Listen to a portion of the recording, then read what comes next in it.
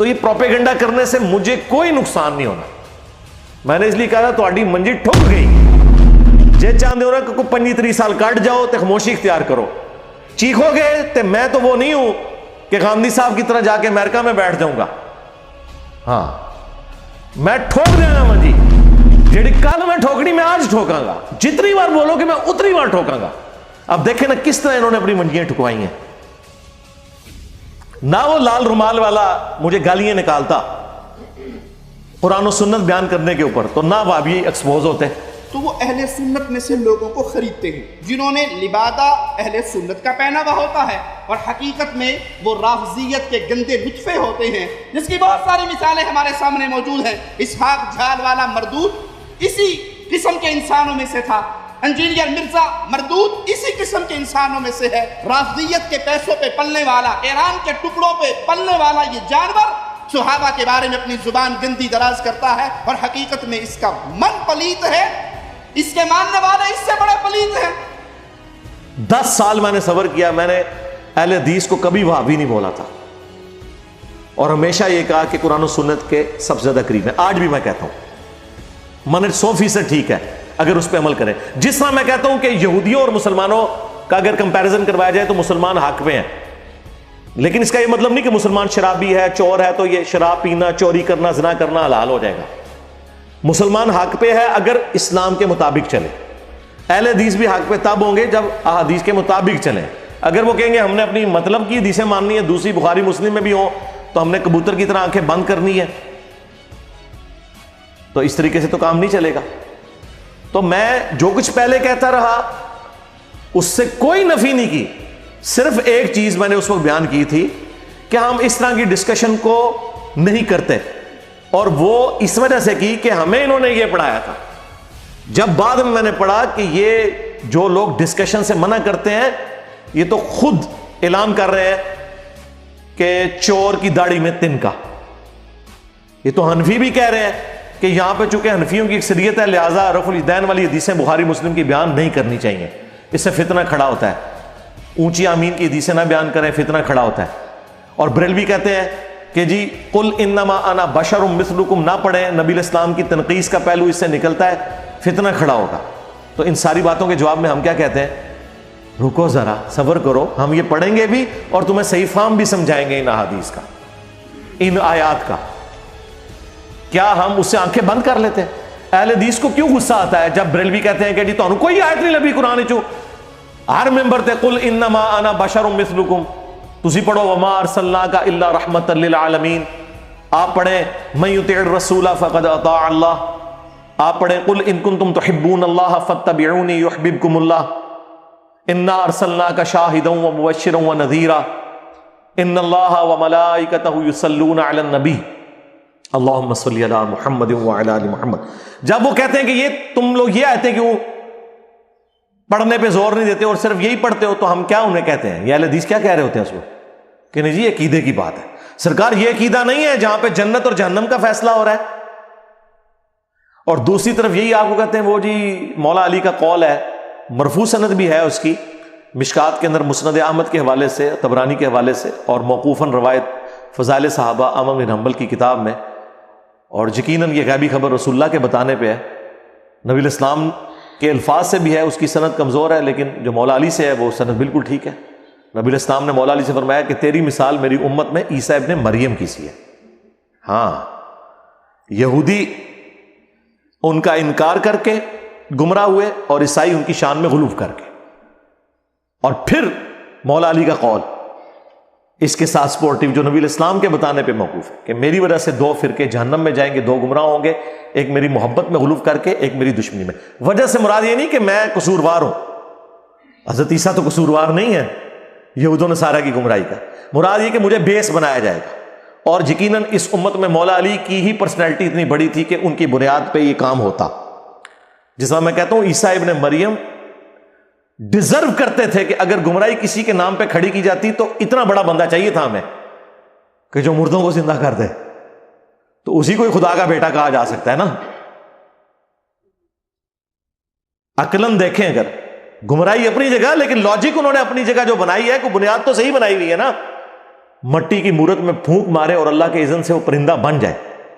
جس کو اتنا بڑا معجزہ ملے وہی اس چیز کا حقدار تھا کہ اسی کے نام کو یوز کر کے اللہ کا بیٹا ڈکلیئر کیا جاتا. اگرچہ یہ گمراہی ہے لیکن میں بنیاد آپ کو بتا رہا ہوں کہ بنیاد جو انہوں نے قائم کی ہے وہ ان کے بڑا ہونے کی وجہ سے. تو اس امت میں واقعی مولا علی ہی اتنی بڑی پرسنالٹی تھے کہ ان کے نام کے اوپر یہ سب کچھ کھڑا ہوتا. کیونکہ المستدرک للحاکم میں امام حاکم نے احمد بن حنبل کا قول نقل کیا ہے کہ ہم تک جتنی احادیث پہنچی ہیں ذخیرہ احادیث میں کسی اور صحابی کی شان میں اتنی احادیث نہیں ہے جتنی کہ مولا علی کی شان میں. سب سے پہلے مسلمان کون؟ مولا علی.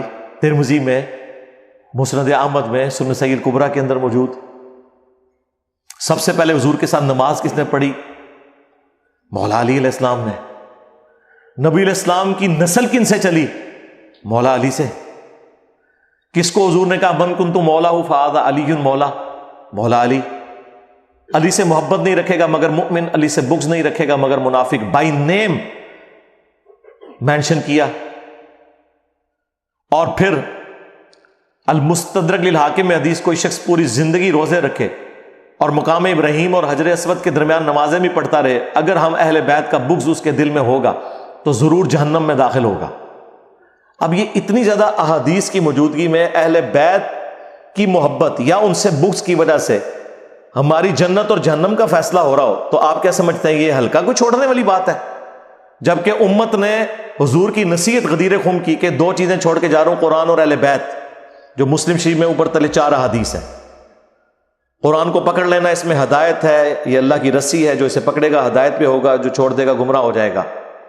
اور دوسری بھاری چیز میرے اہل بیت ہے، میں اپنے اہل بیت کے معاملے میں تمہیں اللہ کا خوف دلاتا ہوں. اہل بیت کے معاملے میں اللہ کا خوف دلاتا ہوں 3 دفعہ فرمایا. لیکن امت نے نہ اہل بیت کو زندہ چھوڑا نہ قرآن کو پکڑا، الٹ چلے. قرآن کو چھوڑ دیا اور اہل بیت کے ساتھ حسن سلوک کیا. حضور کو قبر میں گئے 50 سال ہوئے اور آپ کی پوری نسل قتل کر دی سوائے چند لوگوں کے. تو نبی علیہ السلام جب امت کو اس طرح کی نصیحتیں کر کے جائیں تو اس کا اینڈ رزلٹ پھر یہی نکلنا ہے میرے بھائی کہ اہل بیت کے خلاف جو لوگ کھڑے ہوں گے تو دفاع کرنے کے لیے بھی تو لوگ کھڑے ہوں گے. سنی شیعہ کنفلکٹ سے اٹھ کے دیکھیں تو یہ ساری کی ساری باتیں اب بھی مستقبل میں جب جب مجھے کوئی چیز پتہ چلے گی جو اس میں بہتر موقف ہے میں اڈاپٹ کروں گا اور اپنی غلطی کو مانوں گا.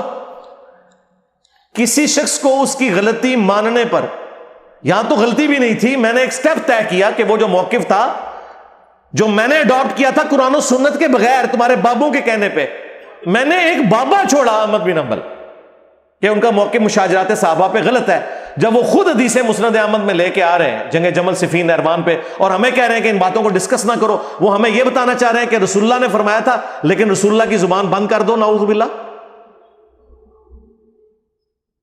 حاجی پہلے خلیفہ کے مخالفین مرتد واجب القتل، دوسرے خلیفہ کے مخالفین کافر رومنز اور پرشینز، تیسرے خلیفہ کے مخالفین جی بلوائی خارجی، حالانکہ وہ خارجی نہیں تھے، خوارج کی ٹرم جو ہے حضرت علی کے زمانے میں آئی ہے. چوتھے خلیفہ کے مخالفین رضی اللہ عنہ. تو علیکم بسنتی و سنت الخلفاء الراشدین المہدیین جو ابو داؤد ترمذی کی حدیث ہے وہ کدھر گئی؟ اور ابو داؤد ترمذی میں یہ ہے کہ خلافت 30 سال تک ہے، ابو بکر کے 2 سال، وہ صحابی کہتے ہیں سفینہ جو حدیث کے راوی ہیں، عمر کے 10 سال، عثمان کے 12 اور علی کے 6 سال، اس میں 5 مہینے حسن ابن علی کے بھی شامل ہیں. اور جب پوچھا گیا کہ یہ بنو امیہ کیا ہے، انہوں نے کہا یہ شریر 3 بادشاہ ہیں، ان کی پیٹھ سے یہ جھوٹ نکلا جو کہہ رہے ہیں کہ علی علیہ السلام خلیفہ نہیں ہے. علی علیہ السلام لکھا ہے امام داؤد نے، اور مصنف ابن ابی شیبہ اور مسند ابی داؤد طیالسی میں تو یہ حدیث میں آگے الفاظ ہیں. اور راوی پوچھتا ہے اس صحابی سے کہ یہ پھر معاویہ کیا ہوئے؟ انہوں نے کہا یہ مسلمانوں کے پہلے بادشاہ ہیں، خلیفہ راشد نہیں ہے. ہم حضرت معاویہ کو خلیفہ بھی نہیں مانتے، بادشاہ مانتے ہیں. خلیفہ ایک متبرک ٹرم ہے جو خلفائے راشدین پہ بولی جاتی ہے. ویسے تو آپ بے شک شہباز شریف کو بھی خلیفہ آج کہہ لیں، یا پہلے عمران خان کو بھی کہتے رہے، آپ کے کہنے سے کوئی نہیں ہوگا، آپ یزید کو بھی کہہ لیں، لیکن یہ حکمران ہے، ان معنوں میں آپ خلیفہ کہیں گے. جو خلافت ایز اے ٹرم خلیفہ راشد ہے وہی 5 ہے، ابو بکر، عمر، عثمان، علی، حسن ابن علی، یا بعد میں کسی درجے میں عمر بن عبدالعزیز.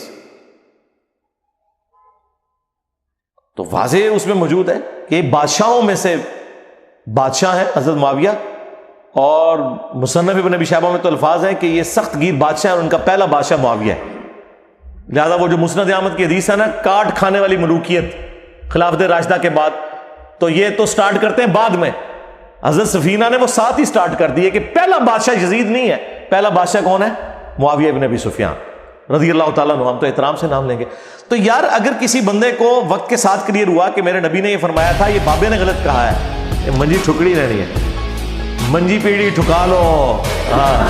وہ پہ گئے نے تھوڑے بابے کو جی، بزرگ دلوں کے ہاتھ بھی جانتے ہیں، بابے بابے نے جی کرتے ہیں ٹائم قیامت تک جی جواب دیو نا گلاں دے، اتنی لاجیکل گلاں نے.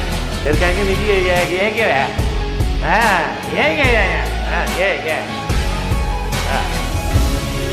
جی مطلب مرزا کو کیا پتا کہ بابا کیا ہوتا ہے.